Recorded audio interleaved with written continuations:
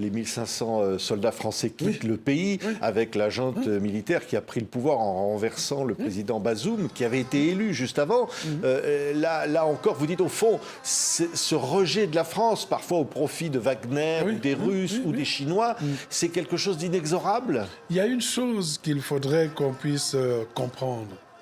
Les Africains ne sont pas les ennemis du peuple français. Les Africains ne recusent pas le peuple français. Les Français et les Françaises ne sont pas là à prendre les décisions. C'est la politique française menée en Afrique qui est une politique qui nous désavantage, qui nous humilie et qui nous laisse dans une attitude de sommeil léthargique. Le sommeil que nous avons, dès qu'on nous a donné le somnifère, même venant de l'Occident, nous dormons pendant des siècles et nous laissons passer la chance de voir éclater cette révolution. Oui, mais c'est la France qui est vraiment à l'origine des problèmes au Niger.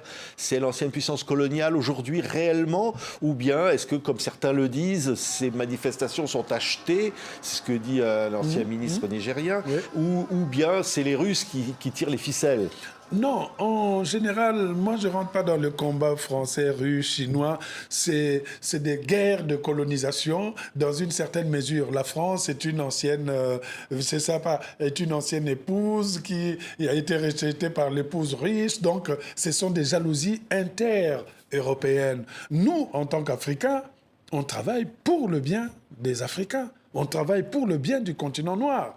Et qui nous dit, depuis la colonisation, puisque apparemment nous avons eu l'indépendance depuis les années 60 jusqu'à maintenant, mais dans ces espaces, dans ces anciens espaces francophones, la présence de la France, elle est toujours là.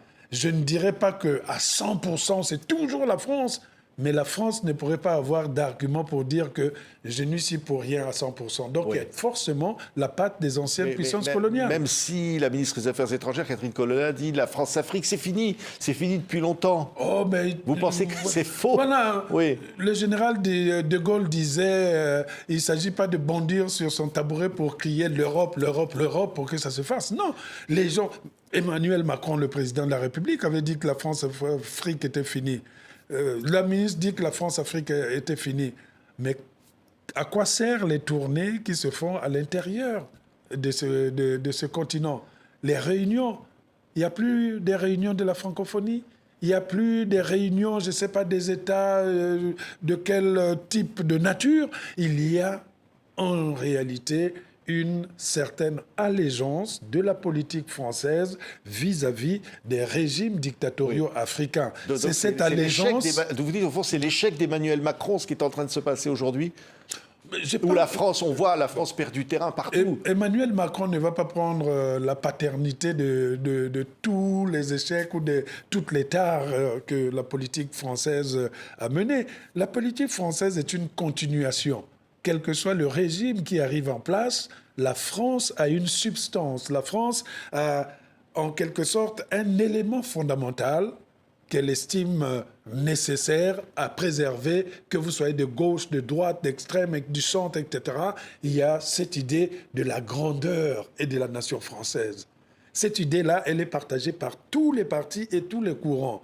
Par conséquent, cette grandeur ne peut s'appliquer que si vous avez derrière vous des assujettis, ceux qui peuvent nous donner cette puissance d'aller bomber les pectoraux dans le monde entier et dire nous sommes forts parce que regardez, notre langue est vaste, notre économie est de l'autre côté, la France a donné tout. Ça, c'est une manière aussi pour les Africains de ne pas voir leur propre développement. Oui, au fond, il y a de l'espoir dans ce qui se passe aujourd'hui.